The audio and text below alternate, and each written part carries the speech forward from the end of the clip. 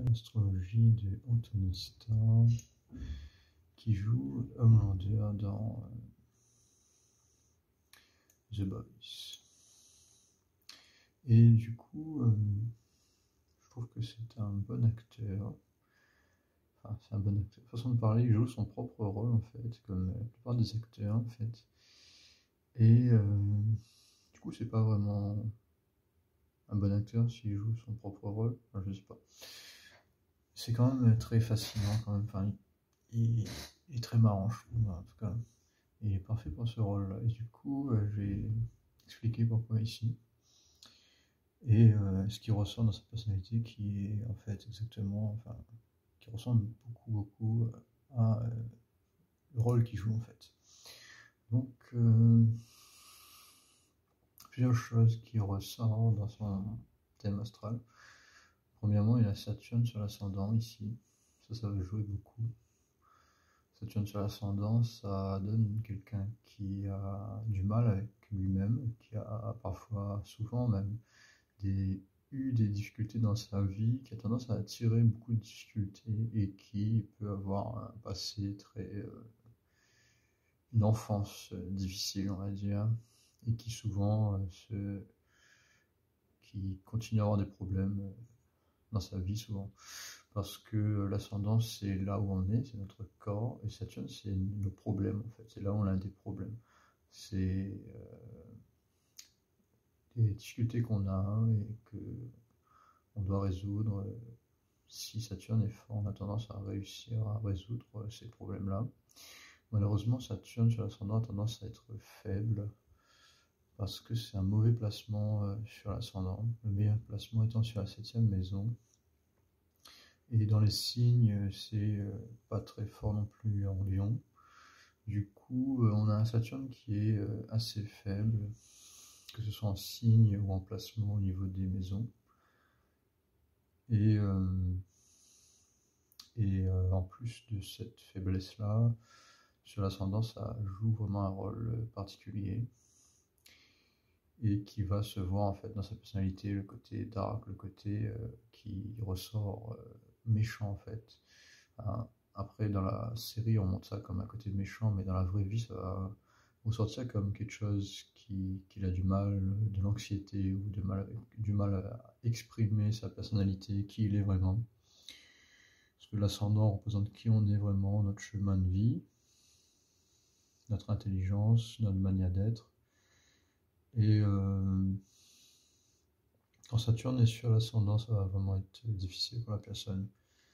Avoir du mal à exprimer qui elle est. Et par ce problème-là, va avoir des difficultés vraiment à faire les choses qu'elle doit faire. C'est-à-dire faire toutes les choses que nous on considère comme faciles à faire en gros. Enfin facile à faire, toutes les choses qui sont liées à notre vie en fait, va partir de l'ascendant, partir de notre capacité à être nous-mêmes avec les autres. Et quand on n'est pas nous-mêmes, bah, en fait on est une coquille vide un peu, et ça se voit dans notre manière d'être, et du coup les gens au bout d'un moment ils se comportent un peu, ils ont du mal avec ça en fait. Ça peut paraître comme une personne qui fait semblant d'être quelqu'un d'autre, qui a du mal à être authentique. Mais du coup, dans le film, ils exagèrent ce trait de caractère, bien sûr, et qu'il n'est pas, dans la vraie vie, n'est pas exactement comme ça, bien sûr. Le trait de caractère est exagéré dans la série. Du coup, c'est pas que Saturne sur l'ascendant qu'il a. Si c'était ça, ça aurait été relativement difficile, mais pas non plus catastrophique. Ce qui rajoute à ça, c'est qu'il a Vénus en Vierge et qu'il a le Soleil à côté du point d'éclipse. Du coup, son côté masculin, il est très mal au point. Et Raoult, le point d'éclipse tombe aussi dans la 4e maison. On s'est écrit 3 ici, mais la maison, c'est la 4e. Et c'est le 3 ici, c'est pas vraiment la maison, c'est le Bava, donc c'est autre chose, c'est pas exactement la même chose. Je vais parler ici de la maison, qui est la 4e. D'ailleurs, je vais peut-être enlever ça, comme ça ne nous gêne pas. Voilà, enlever ça, comme ça ne nous gêne pas. Du coup, on est sur la 4e maison. Et la 4e maison représente l'environnement familial. Du coup, dans Homelander, on a quelqu'un qui a beaucoup de problèmes, qui a eu beaucoup de problèmes à la maison, qui a une enfance très difficile. On n'est pas encore, enfin moi je suis pas encore arrivé à cette partie-là, mais du moins l'acteur, je pense qu'il aurait eu des problèmes avec son père, qu'il aurait peut-être forcé à faire certaines choses. Dans la série, il n'y a pas de père, mais il a grandi dans un laboratoire en quelque sorte, et son père en fait c'est des scientifiques en quelque sorte, et ils l'ont forcé à devenir un super-héros. Du coup on voit ici qu'il a été forcé à jouer le rôle du Soleil, Soleil étant le super-héros, étant la figure la plus pure, c'est le divin, le super-héros, mais plus Superman, du coup, la personne qui essaye au maximum de se sacrifier pour les autres. Ici, on va avoir un super-héros qui a mal grandi, qui a été forcé à faire des choses qu'il n'a pas voulu faire, et du coup qui exagère, qui veut à tout prix avoir le rôle de masculin, mais peu importe les conséquences, et qui du coup va faire n'importe quoi. Sans compter que son soleil est très faible, enfin, il manque 10% de force pour arriver à la force minimum.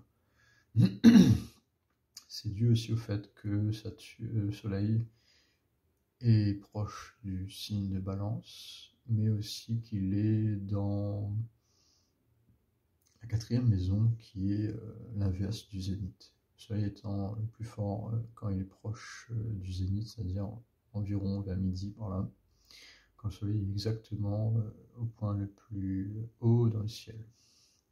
Du coup, là, il est proche du point opposé.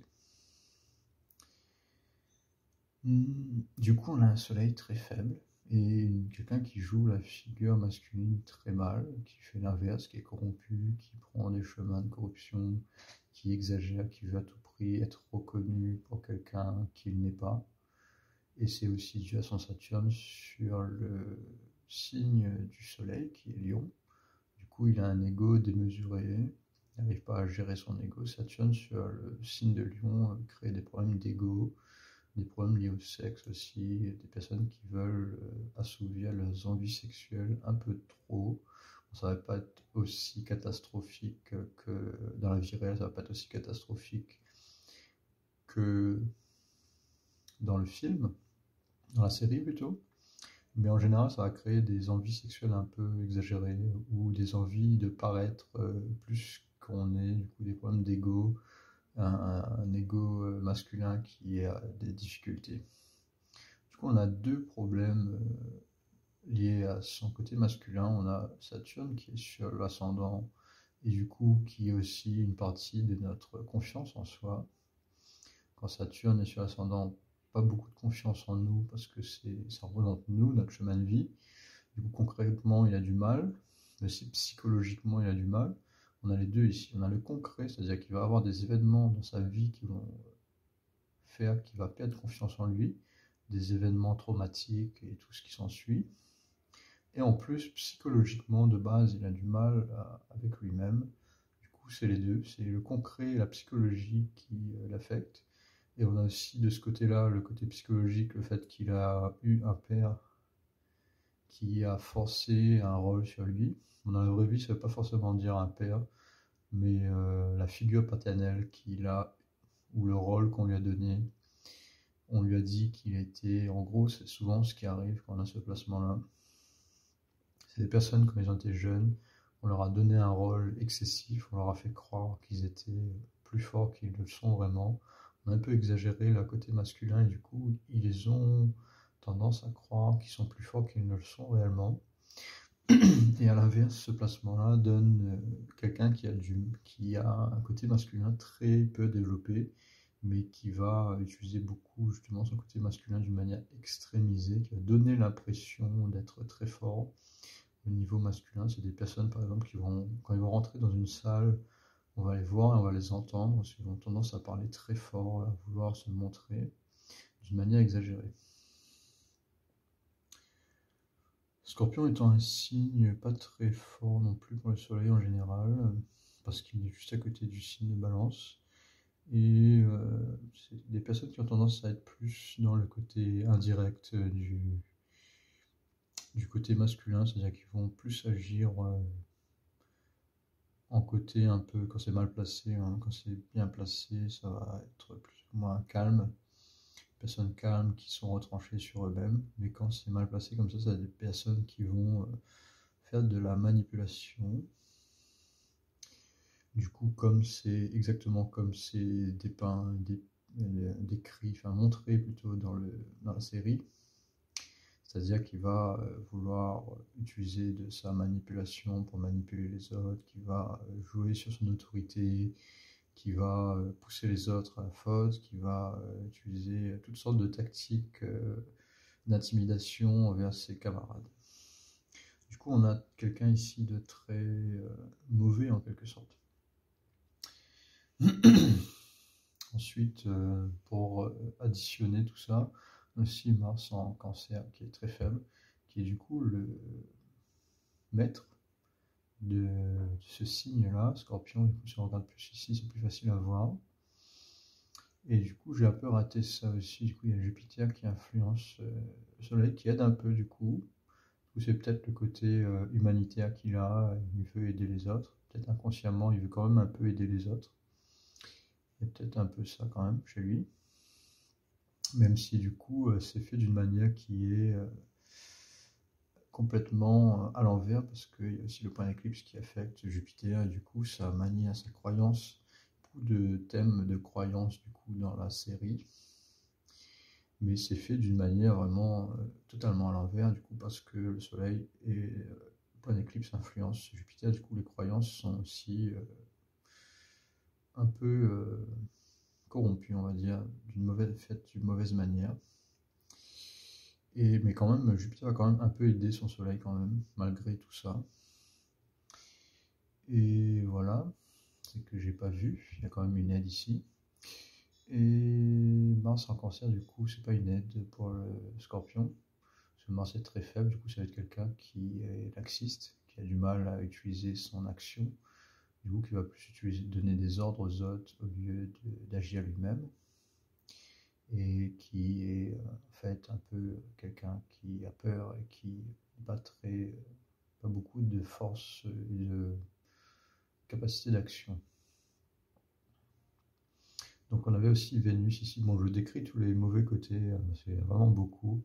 Mais un des bons côtés qu'il a quand même, c'est sa lune qui est bien placée. Et c'est quelqu'un de très marrant, et c'est pour ça qu'il a ce rôle aussi, je pense, c'est que la lune en Gémeaux a tendance à donner des personnes qui parlent beaucoup, qui ont beaucoup de jeux d'acteurs, qui sont capables de faire rire les autres et de faire des choses assez marrantes. Du coup, c'est souvent des personnes qui sont reconnues pour leur capacité à être joviales et avoir un sourire. Et du coup, avoir un sourire naturel dans des groupes et dans des événements. Du coup, c'est quelque chose qui est pas mal chez lui. Et c'est ce qu'on voit en fait, c'est pour ça qu'il est aussi marrant, je pense, dans son jeu d'acteur. C'est que malgré tout ce côté, tous ces côtés négatifs, il arrive à quand même paraître assez jovial, la manière qu'il le fait. Il le fait toujours un peu d'une manière comique et tout. Quand il attaque ses adversaires ou quand il attaque ses adversaires, quand il attaque ses camarades plutôt, ou qu'il essaye de les manipuler, il prend souvent un air un peu sarcastique et qui va en fait humilier ses potes, ses camarades. Et mais du coup, il va le faire d'une manière assez marrante. Et ça, c'est sa lune en Gémeaux, je pense. Et aussi le fait qu'il a des vies antérieures un peu liées à Mercure aussi, qui est quand même bien placé ici. Une des seules planètes qui est bien placée. Qui se retrouve ici, ouais. Même dans les maisons, ça va, c'est bien placé. Et son Mercure a quand même une force assez forte. Et ouais, Mars est quand même mal fort malgré le fait qu'il est dans le signe de Cancer. C'est tellement dû au fait qu'il est quand même assez proche de la 10e maison. Mais pas que, il y a autre chose aussi que je ne vois pas ici. Ouais, il a beaucoup de force, c'est quand même sa première planète, malgré qu'elle est en Cancer, donc il va avoir quand même pas mal de force. Donc c'est un peu contradictoire à ce que j'ai dit, mais le signe ne fait pas tout, même s'il est un peu pas de force directe. Mars pur, ce n'est pas quelqu'un qui va attaquer ses adversaires d'une manière directe, qui va plus attaquer d'une manière manipulative, du coup, d'une manière indirecte. C'est dans le signe de Cancer, donc il est quand même très fort. La Lune aide aussi Mars, malgré que c'est dans le signe le plus faible. Mars est une des seules planètes avec Vénus qui est quand même assez forte, parfois, même dans le signe de la débilitation. Du coup, lui, il a deux planètes qui sont faibles, Vénus et Mars, mais qui sont quand même assez fortes malgré qu'ils sont dans le signe. Donc il faut quand même regarder la force ici. Ici, c'est la force de tous les placements qu'ils ont, donc c'est pas que le signe. Le signe en partie va montrer une certaine faiblesse, mais la puissance de tous les autres placements, la force de tous les autres placements peut un peu annuler, on va dire, le fait que la planète est faible en signe. Mais la planète en signe va quand même rester une des choses les plus importantes. Et il va quand même se voir aussi dans la manière qu'il va utiliser sa planète. Du coup, lui, il va attaquer ses ennemis d'une manière indirecte. Mais il a quand même pas mal de force quand même dans sa manière de faire indirecte. Et voilà pour le Mars que j'ai expliqué. Je vais expliquer Vénus et j'ai expliqué la Lune tout à l'heure. Donc il y a quand même une Lune qui est quand même assez forte.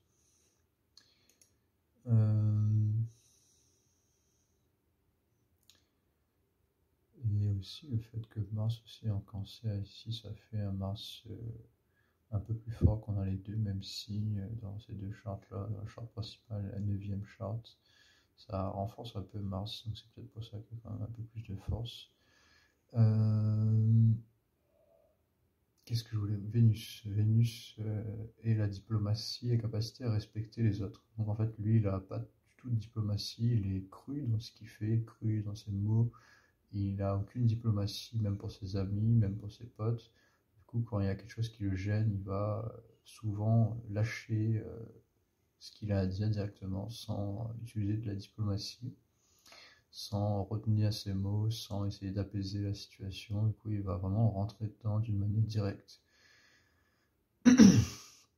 Vénus en Vierge n'est pas un problème très grave tant qu'on a des bonnes planètes, des planètes qui sont placées bien ailleurs. Mais quand on a beaucoup de problèmes ailleurs et que Vénus est aussi endommagée, on a vraiment quelque chose qui peut mal tourner.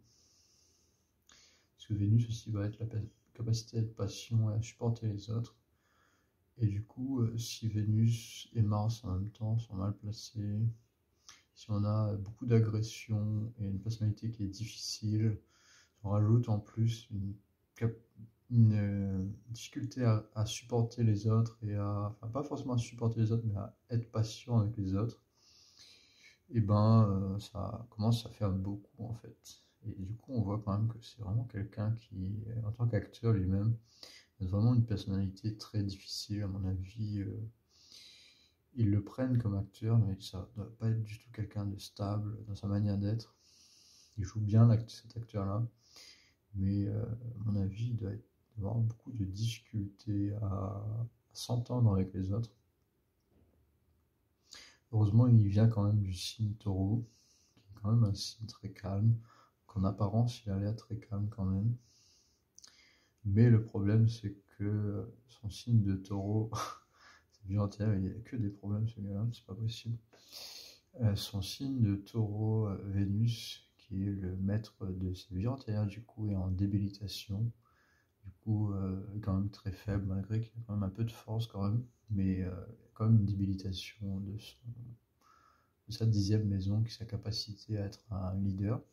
Du coup, on a un très mauvais leader ici, même si c'est ce qu'il a travaillé le plus dans ses vies antérieures. On a quelqu'un qui a du mal à être un bon leader. C'est exactement le rôle qu'il joue. Il est leader, mais un très mauvais leader. Un leader corrompu, c'est dû aussi au fait que le soleil est mal placé. Mais pas que, il y a aussi la maison qui est importante. Du coup, ça va être ce qui se passe concrètement. Ça, c'est sa psychologie aussi, sa capacité à être. Mais le concret, ce qui va se passer, c'est qu'il va être aussi très mauvais leader. Parce que le maître de sa 10e maison, Vénus, est en débilitation. Donc ses vies antérieures à ce niveau-là n'étaient pas très très bonnes. C'est peut-être quelqu'un qui a passé dans ses vies antérieures qui a eu du mal à être un bon leader. Qu'on rejoint vraiment un scénario assez catastrophique pour cet acteur-là. Moi-même, j'ai du mal à croire qu'il a autant de difficultés dans sa vie. Mais j'ai pas vraiment lu. Enfin, si, il y a Jupiter ici quand même qui est bien placé. Qui est dans la 9e maison, même s'il est affecté par ce qu'on a dit tout à l'heure ici, là. Mais qui est quand même dans la 9e maison, qui va quand même attirer quand même pas mal de bonnes choses. Donc, peut-être le fait qu'il a des super pouvoirs, qu'il a quand même de la chance, malgré sa position, malgré sa personnalité, il a quand même pas mal de chance. J'imagine qu'il est dans la série. Ici, on a Jupiter qui est sur la 9e maison, qui est la 9e maison de la chance. Maison où on va attirer des bonnes choses dans notre vie par le simple fait qu'on a des bonnes pensées ou une bonne manière d'être. Difficile à croire venant de lui, mais Jupiter est quand même là, donc ça va quand même l'aider. Je pense que c'est le fait qu'il a des super pouvoirs dans la série, qui a quand même pas mal de chances d'être resté au top malgré toutes les conneries qu'il a pu faire, que ce qu'on voit. Mais du coup, il y a quand même un bon côté ici, un bon côté là. Donc on n'a pas que des mauvaises choses quand même. Et je crois que c'est plus ou moins tout. S'il y a Mercure qui est bien placé quand même ici. Et du coup, voilà, donc vraiment une personnalité qui est en difficulté. Donc, moi-même, je pense que je vais vérifier un peu ce qu'il a vécu comme dans sa vie personnelle, dans ses interviews. Ça doit être vraiment fascinant de voir si ce que j'ai dit est vrai pour lui aussi dans sa personnalité. C'est quand même assez catastrophique. Du coup, il a eu sa période de Raoult à 3 ans. Du coup, j'imagine qu'il a eu beaucoup de problèmes quand il avait 3 ans, lui. Moi, si son heure de naissance est correcte, et je pense qu'elle est, vu que ça correspond, son Saturne correspond exactement à ce que j'observe de lui dans la série. Et ça aussi, ça correspond pas mal. Du coup, il a eu sa période à 3 ans. Donc à 3 ans, il a dû avoir beaucoup de problèmes dans sa famille, dans son environnement familial. Et il a peut-être eu soit un divorce de ses parents, soit quelque chose qui s'est passé de grave quand il avait 3 ans et 3 mois environ. Parce que généralement, quand on a la période de Raoult, la première période de Raoult, qui est le point d'éclipse, va détruire la maison dans laquelle elle est, au moins que c'est la 10e. Mais ici c'est la 4e, donc ça va être détruit. Et du coup, voilà ce qu'il y avait à dire. Du coup, là, on est en 2000, quand il a commencé la série, c'était sa période de Saturne. Et du coup, c'est cette période de Saturne qui lui a donné ce rôle qu'il a aujourd'hui. Saturne étant le maître de sa 7e et de la 6e maison, qui correspond à un rôle qu'il a eu avec le public.